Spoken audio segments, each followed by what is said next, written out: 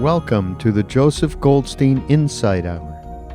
This podcast is an expression of our shared interest in self-discovery. Join Joseph as he shares his deep knowledge of the path of mindfulness. If you are interested in supporting this podcast, please go to BeHereNowNetwork.com/Joseph.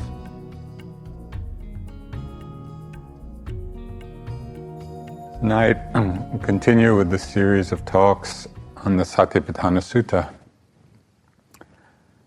2 weeks ago, we talked about the section dealing with clear comprehension and the contemplation of the asubha, or non-beautiful aspects of the body. The next instructions that the Buddha gives in the sutta for contemplating the body, mindfulness of the body, draws the mind down to a further level of subtlety and refinement. So this is the instruction. Again, monks, he reviews this same body, however it is placed, however disposed, as consisting of elements. Thus, in this body there are the earth element, the water element, the fire element, and the air element. So here the Buddha is using the ancient Indian scheme of the 4 basic qualities of matter. Well, it's clear that our scientific understanding has progressed considerably since those days. But these elements still provide a useful framework for understanding our felt sense, our subjective experience of the body and the physical world. So we'll just explore a little bit how that is. The earth element refers to the experience we have of the solidity of things, the qualities of stiffness, of hardness, of softness. So when we touch something, we feel the hardness, that's the expression or the manifestation of earth element. Water element is the experience we have of fluidity and cohesion. And the example is given. The fluidity aspect is quite clear, I think. Cohesion, it's like when you add water to flour, and all the particles of flour adhere together because of the adding of water. That is said to be the characteristic or the function of the water element. It makes things cohere. The fire element, heat, cold, temperature, and also lightness is an aspect of the fire element. And this particular element functions in quite a few different ways. It's the fire element that warms things. It's the fire element by which things age. It's the maturation process or the ripening process of things is due to the fire element. The excessive heat that can burn something up is the fire element. And the last, which is mentioned, is digestive heat. In Burma, this is called stomach fire. And it's believed that when stomach fire is strong, then food gets digested easily. And when stomach fire is weak, then there are digestive problems. So when I read this, I had a new understanding of the Burmese fondness for chili peppers. Because when you eat the chili pepper, it's burning. And one just wonders, why do people put this in the food? But the belief is, and it may well be true, that it increases the stomach fire. It aids in digestion. It is actually good for health. And so there's a whole different set of understandings around it. That's the fire element. The air element is what causes movement in the body. It's the experience of extension or expanding or distending. It's the feeling of pressure. If you imagine, blowing up a balloon, and as the balloon distends or expands and the pressure against it, which is causing that expansion, when we're attending to rising and falling of the abdomen, it's really the noticing of the air element. It's the air element causing the pressure that we feel, which results in the movement. The commentaries go into a lot of detail about how each of these elements manifest, how we experience them. I think for our purposes, it's not that we necessarily have to know what every sensation we feel, which element it is, and whether we actually get it right or not. It's enough to know that the different elements, and maybe in these broad categories of understanding, that the different sensations we feel are an expression of these elements at play. With different sensations, different of these four elements become predominant. So how do we bring this into our practice? This is an instruction the Buddha is giving in the sutta. He's saying, contemplate the body however it's disposed in terms of these four elements. One way, which is more on the conceptual level, but still helpful in transforming our understanding, is to see that the various parts of the body, which we mentioned in the previous section of the sutta, the hair of the head, hair of the body, nails, skin, organs, bones, we went through the whole list. We can see each of those parts of the body, its physical matter, in terms of the predominant element. So things that are solid in the body is the earth element. The bones, the organs, things that, or the experience of movement in the body, what they call the winds, is the air element. Fire element, obviously, is heat. And the water element is, in the body, all the aspects of fluidity, the body fluids and blood. So understanding the body in this way, and even the parts of the body in this way, it's comparable to looking or taking a very familiar object and putting it under a high-power microscope.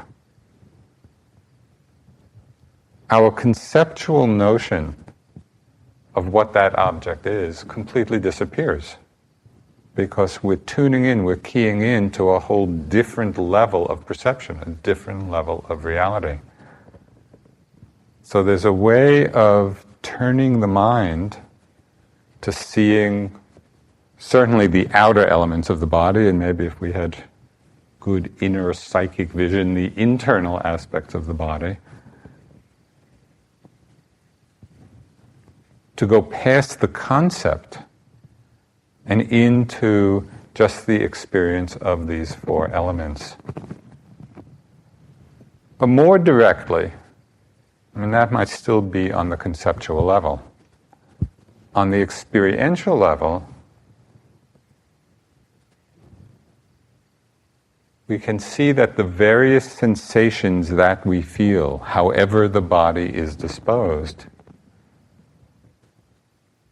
is really just the play of the elements. For example, in the walking, when we walk and we're lifting,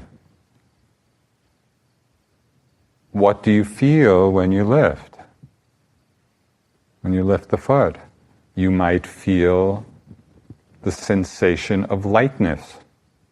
It's lightness which is allowing the foot to lift the ground.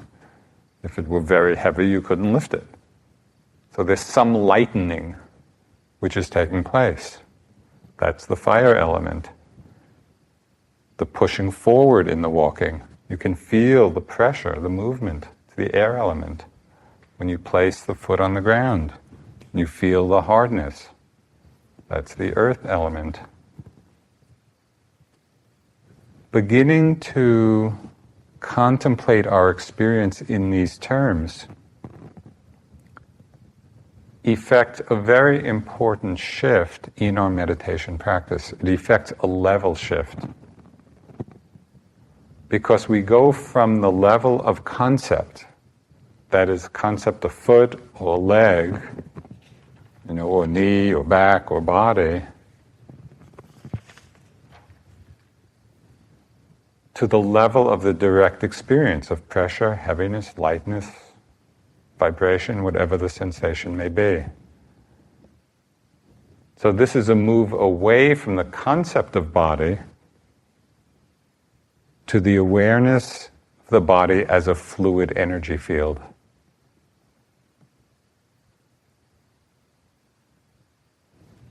When we are perceiving our experience through the filter of the concept, we live in the illusion of something solid, of something permanent, of something stable.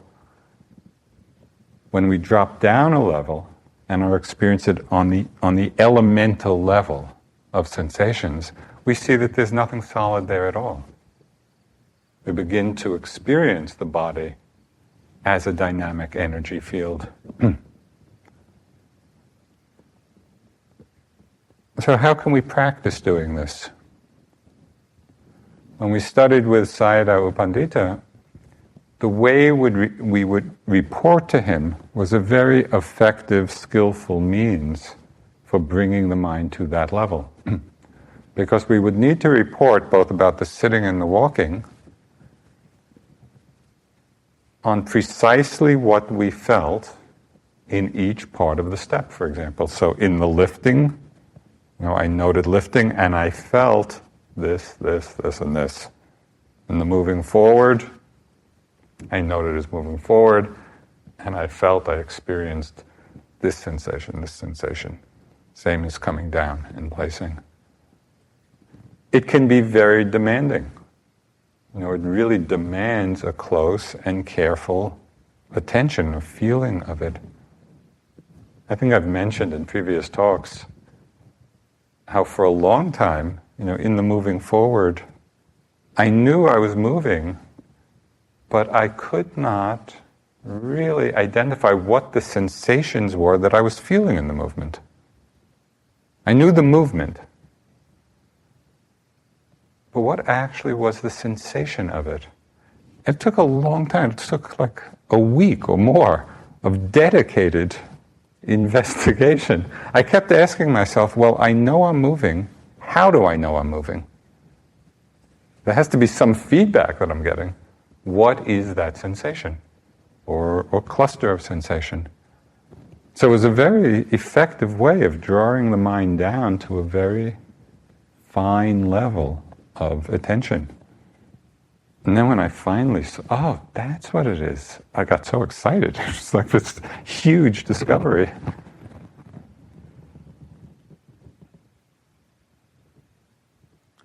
You can also understand the elements and the play of elements in quite a remarkable way. Most of you probably know of Dipa Ma, a teacher from Calcutta, this amazing woman who just had profound depth of experience, both in Vipassana and Samatha practice, jhana practice, high levels of awakening, all the different kinds of psychic powers. So I just want to read something. I came across it today, just for the fun of it. Because one of the psychic abilities that comes through deep concentration is the ability to transform one of these four basic elements into another one. So I'll read some of the things that Dipa Ma did. And she demonstrated each of these powers to Munindra, my first teacher, who confirmed her mastery of them. And the following accounts are based on his recollections and the recollections of some of her students. Once Munindra was in his room when he noticed something unusual in the sky outside his window. He looked out and saw Dipama in the air near the top of the trees, grinning at him and playing in a room she had built in the sky. By changing the air element into the earth element, she had been able to create a structure in mid-air. Changing denser elements to air produced only slightly less astonishing occurrences. Sometimes Dipama and her sister, who also had these powers, arrived for interviews with Munindra by spontaneously appearing in his room. And Dipama occasionally left by walking through the closed door. If she was feeling especially playful, she might rise from her chair, go to the nearest wall, and walk right through it. It goes on and on.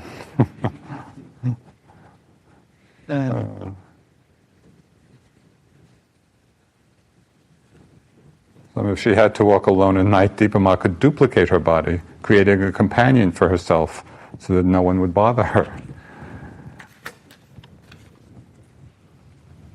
Now, we might not have quite this level of mastery of the elements, and it's not really necessary in terms of enlightenment or even wisdom.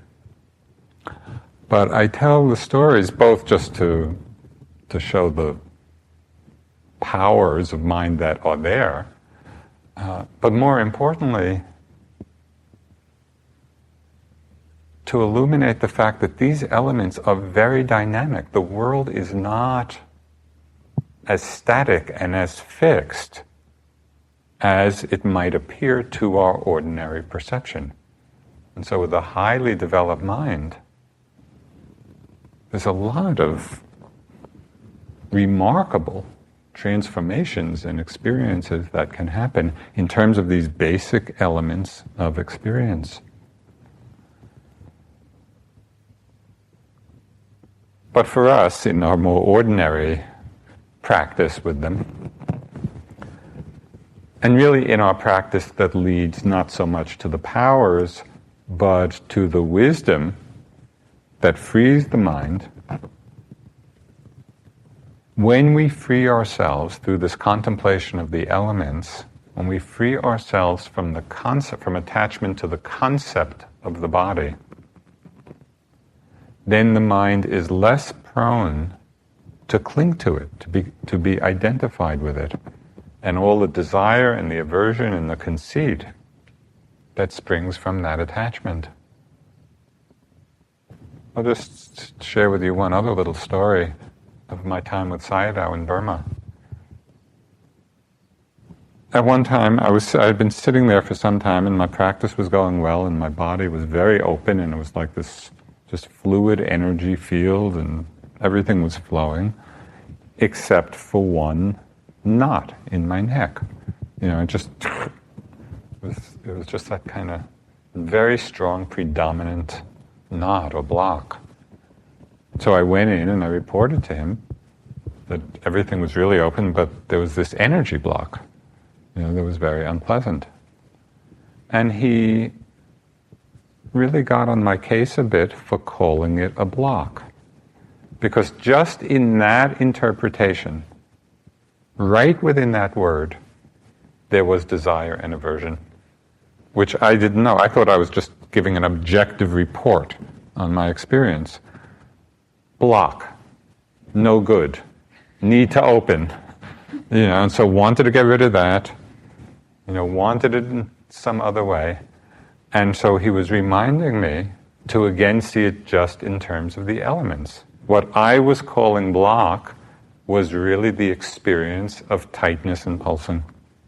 That's what the experience was. It wasn't a block. And it was amazing, just in reframing it more correctly, more fundamentally, I could feel my mind relax around it. I had been involved in a struggle with it in ways that I hadn't even realized, just by holding it with a concept that contained within it the desire and aversion.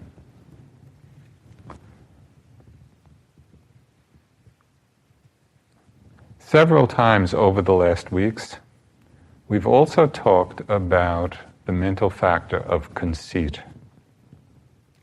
The very deeply rooted sense, I am, the I amness, or I was, or I will be.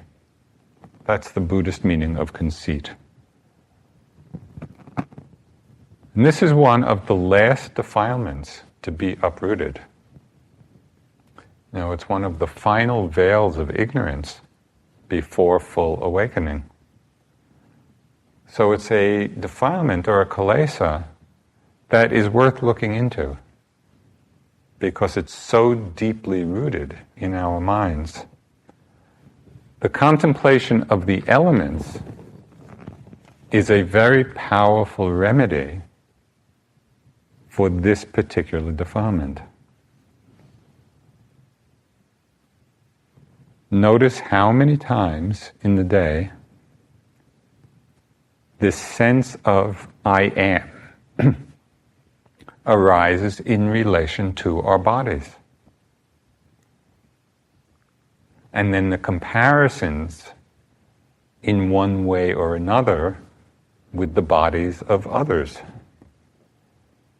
And we can notice how many different thoughts arise and how many different emotional patterns are triggered through these comparisons. How many projections we get lost in. But really, it's the underpinning of much of our consumer culture.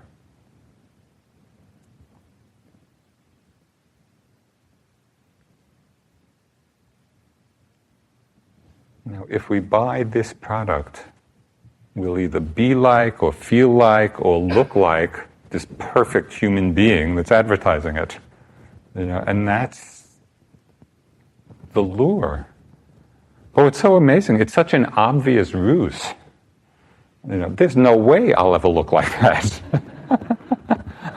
But it's touching something very deep because it seems to work on some level. Right? Our psyches respond.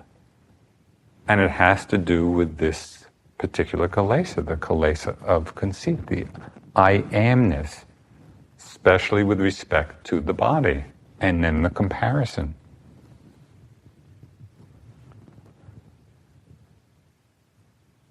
When we see the body both as a collection of parts, which was one of the previous contemplations, and when we do that, we see that none of the parts in themselves are particularly alluring. But then even further to see the body as just the manifestation or the play, the interplay of these basic elements of matter. In those moments of mindfulness, in those moments of wise attention, when we're contemplating the body in this way, the conceit of I am falls away. Feelings of pride or of unworthiness with respect to the body in those moments really don't make any sense.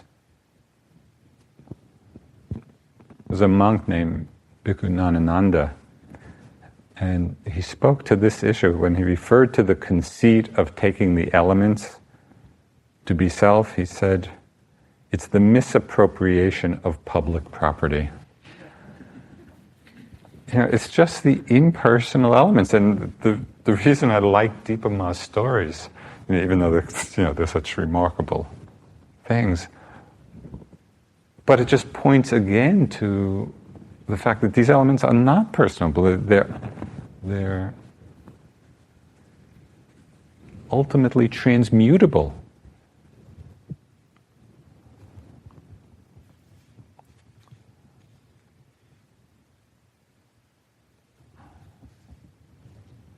This is from the Middle Length Sayings.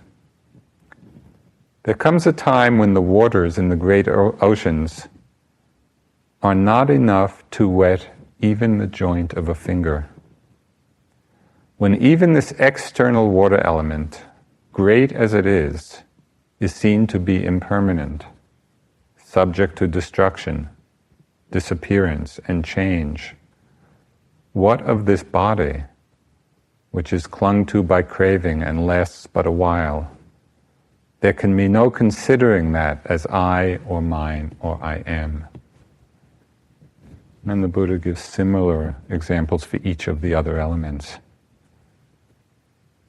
In this great, huge cycle of samsara, where even the great oceans dry up, the external water element, what is it that we're clinging to or identifying with these elements in our own bodies? It's a powerful reminder to us when we reflect on this of the inherent instability of these elements. What does this mean for what we rely on in our lives?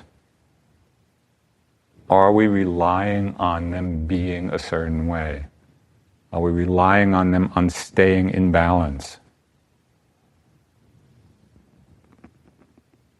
What does it mean for where we take refuge in the world? Contemplating the elements leads to a radically different vision, where we go beyond even the concept of being. So in the second part of this section of the sutta, the Buddha uses quite a graphic image to help effect this change of perception, where we go beyond the concept of being. So he starts with reviewing the body, however it's placed or disposed in terms of the four elements, earth, air, fire, and water. And then he says, just as though a skilled butcher or his apprentice had killed a cow and was seated at a crossroads with it cut up into pieces, so too he reviews this same body, however it is placed, however disposed, as consisting of elements. Thus, in this body there is the earth element, water element, fire element, and the air element. So when I first read this, it's, I think, a little easy for our sensibilities to be offended a bit by this image of butchering cows, and cutting it up. It doesn't seem very Buddhist, given all the emphasis on non-harming and compassion. But the Buddha really was just using the very ordinary experiences of daily life in those times to point to some very profound Dharma truths. He was taking the experiences at hand. And even today in India, all the cycles of birth and life and death, it's all out in the streets. It's not covered, it's not hidden, it's not prettified. It's like, okay, this is it. This is life, this is death. And it's seen very vividly. So why does the Buddha use this particular example?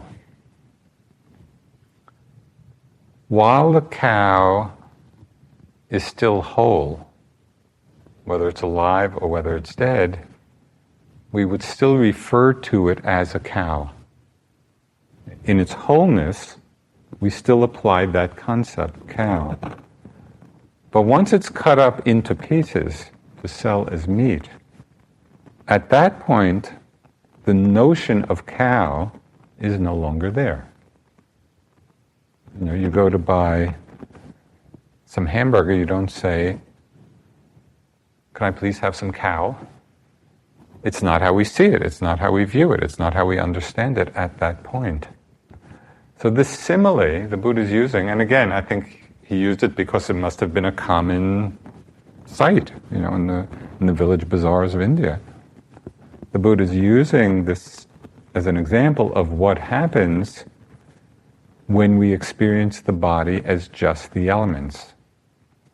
So as if we're carving up the body in terms of the four elements,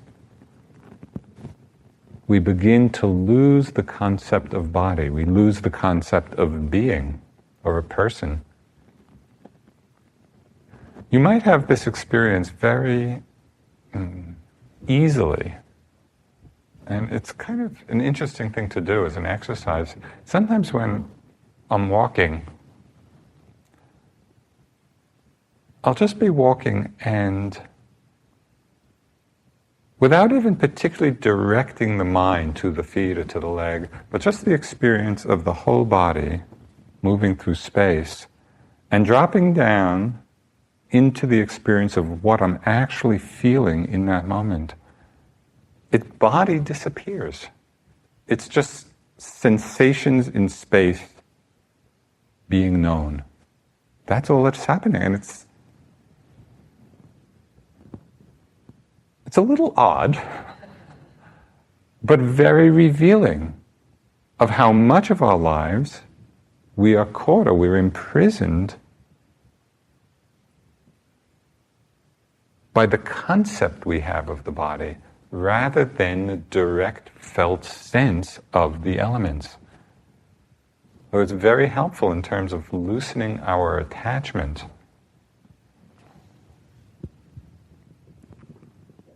This has really enormous consequences for our understanding and how we live our lives. This is from the Path of Purification. The monk who is devoted to the defining or the contemplation of the four elements immerses himself in voidness and eliminates the perception of living beings. Because he has abolished the perception of living beings, he conquers fear and dread, and conquers delight and aversion. He is not exhilarated or depressed by agreeable or disagreeable things. And as one of great understanding, he either ends in the deathless realm or is bound for a happy destiny.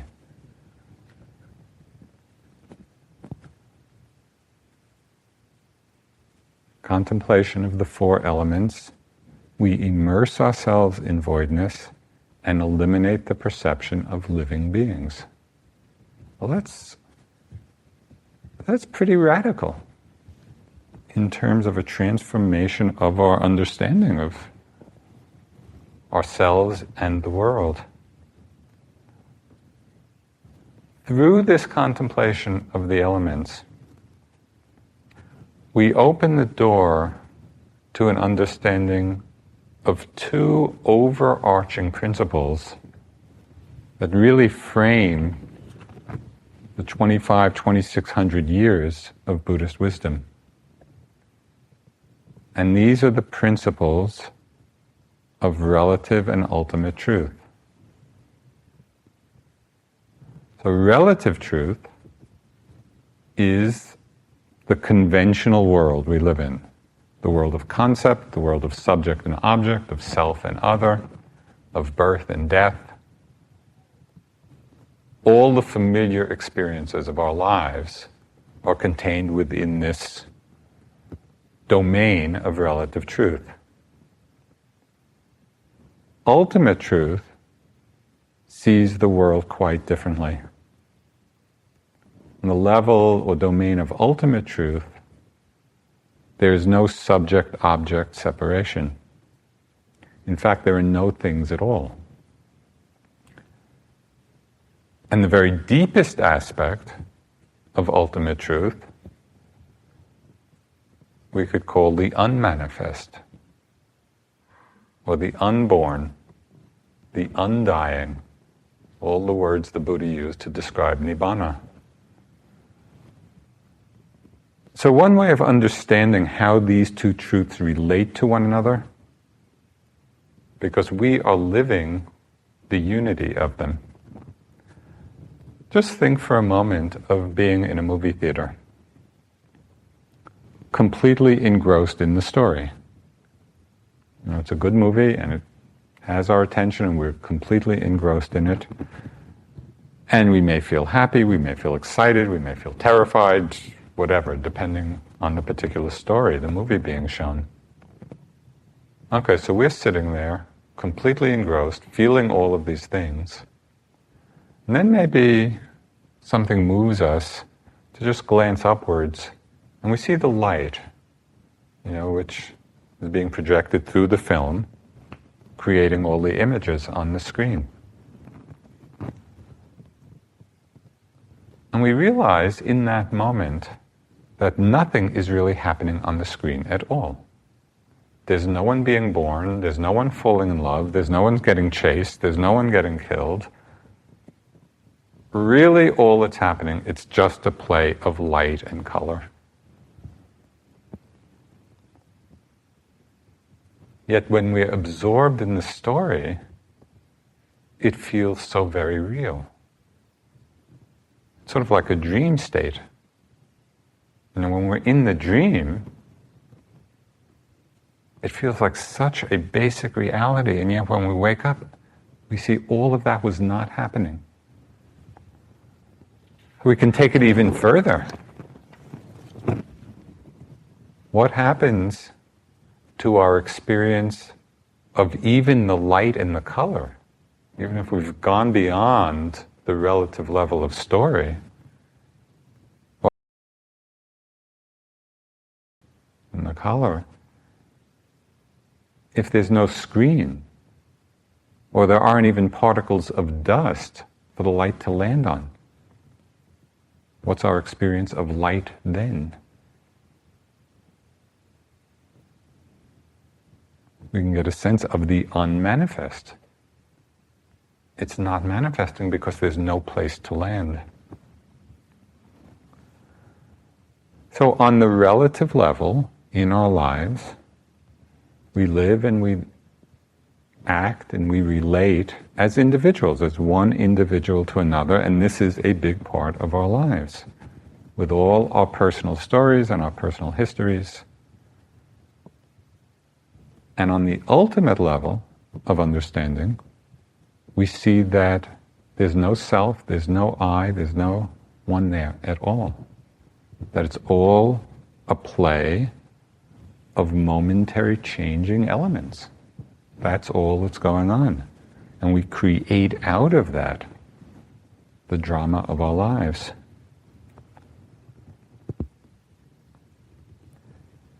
In the Sutta Nipata, which is one of the oldest collections of the Buddhist teachings, as they date it, scholars date it historically, this is considered to be one of the oldest. The Buddha, again, as he does many, many times in the suttas, he points out very directly, he gives us the instructions for practicing freedom. He said, dry out that which is past. Let there be nothing for you in the future. If you do not grasp at anything in the present, you will go about at peace. One who, in regard to this entire mind-body complex, has no cherishing of it as mine, and who does not grieve for what is non-existent, truly suffers no loss in the world. For him there is no thought of anything as this is mine or this is another's. Not finding any state of ownership and realizing nothing is mine, he does not grieve. The one line in that jumped out at me when I read it: don't grieve for what is non-existent.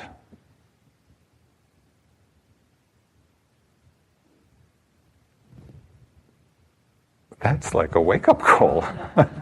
What are we doing? It is really like a dream, and even in intense situations, they may be intense on the relative level. But if we can touch even briefly or even for a few moments, just to open us to the possibility of an understanding on the ultimate level that takes us beyond the concept of being, of self,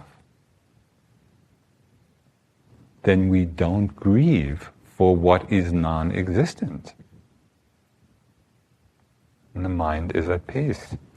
And one of the best examples of this, and this is the story I tell very often because it's so remarkable, is of the death of the 16th Karmapa, the head of one of the Tibetan lineages, who died some time ago, 17, 18 years ago. Now there's the 17th Karmapa. But anyway, when the 16th was dying, his body was riddled with cancer, and he was in a hospital outside of Chicago in Zion, Illinois. His disciples were all around him, and they were very upset here. This great master and beloved teacher was dying, and the body was in such a terrible state. And they were grieving the fact that he was dying. And at one point, it said he turned to them, turned to all these grieving disciples, and said, "Don't worry, nothing happens." Well, that's a remarkable understanding. That here's this body doing all of this stuff, but from his perspective, from the perspective of the ultimate level, nothing is happening. It's like the movie on the screen. So our practice, we do it very slowly and gradually and modestly, but we begin to touch, we begin to experience this level. Because this is the tremendously liberating aspect of Dharma practice. But there's also a certain caution here, which I think is important to point out. Because it's possible, and this happens in different spiritual scenes and with us at different times, it's possible to become attached to this ultimate perspective before we are truly and fully free. We get caught in the perspective, it's all empty, nothing matters.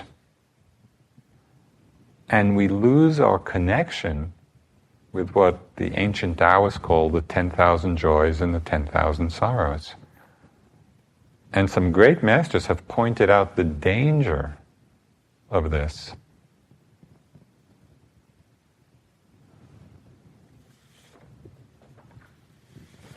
This is from Nagarjuna.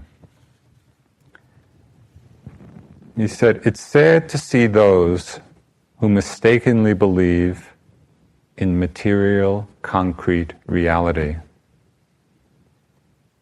But far more pitiful are those who believe in emptiness. Those who believe in things can be helped through various kinds of practice and skillful means. But those who fall into the abyss of emptiness find it almost impossible to re-emerge, since there seem to be no handholds, no steps, no gradual progression, nothing to do." So that's a very important reminder to us that even as we contemplate the elements, in order to experience the emptiness of it all, we don't want to become attached to that perspective. Because then we lose the fullness of understanding that the relative and the ultimate are a whole. They're unified. They're not two different things.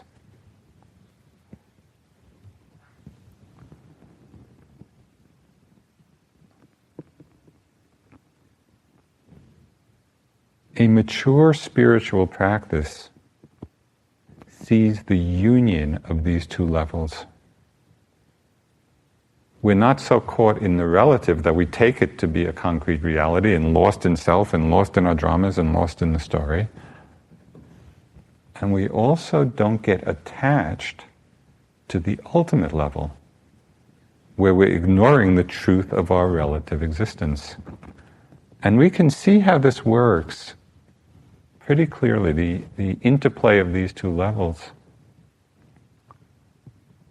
in our practice of the Brahma Viharas, of metta, compassion, sympathetic joy and equanimity.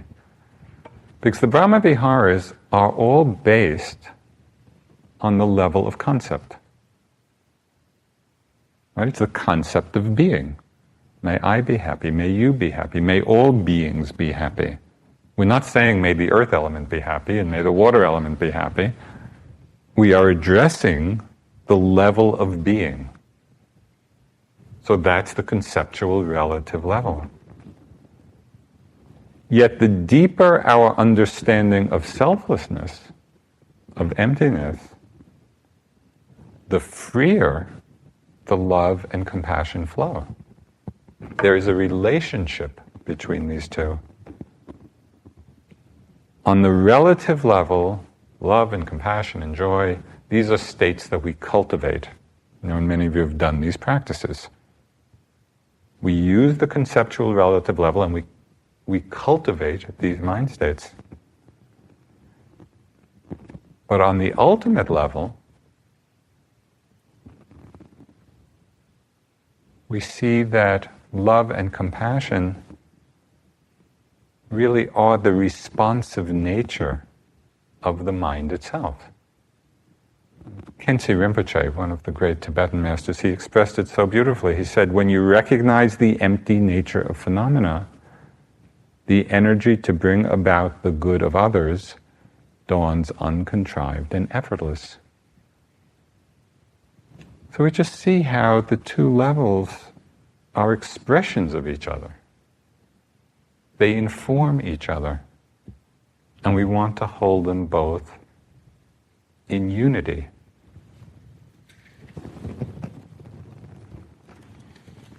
This understanding of the union of the relative and ultimate levels gives rise to the very rare flower of bodhicitta, the awakened heart,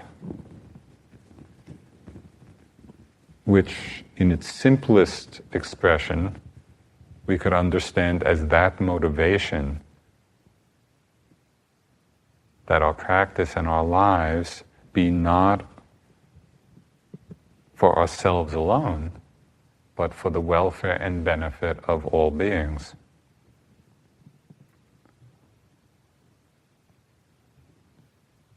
This is both an incredibly noble and profound aspiration. This is big. To dedicate our lives to the welfare and benefit of all. So it's important that we start small, that we really undertake this with humility, that we don't kind of idealize it.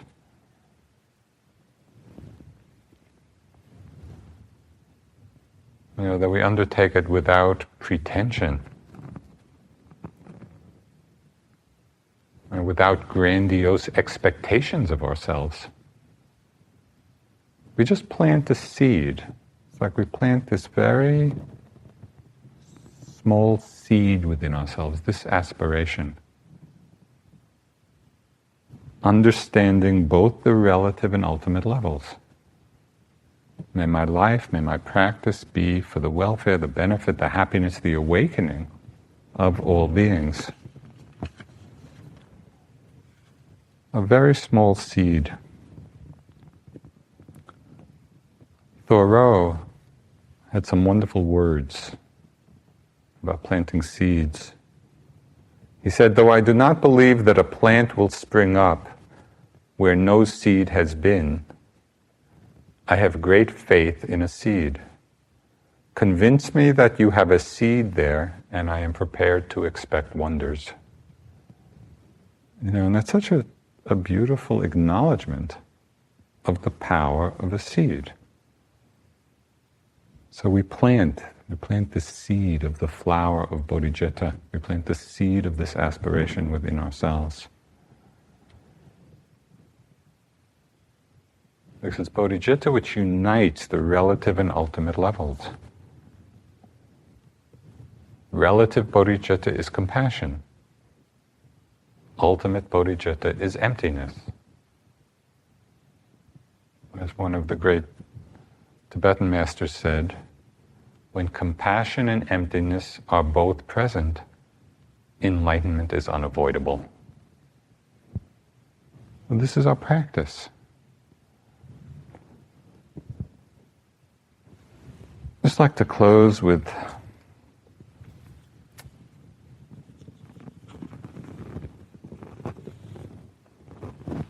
a reminder from Ajahn Mahabua, who was one of the great Thai forest masters, like the father of the Thai forest tradition. Not from Mahabua, from the biography of Ajahn Mun, who was Ajahn Mahabua's teacher.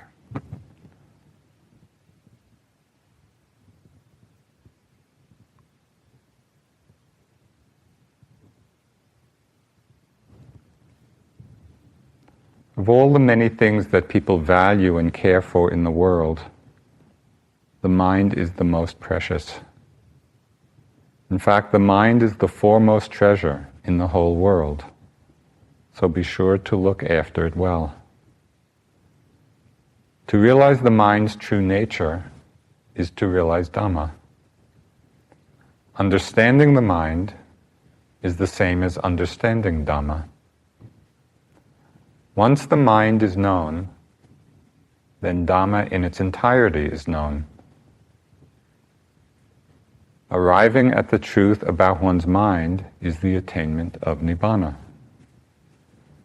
The mind is a priceless possession that should never be overlooked.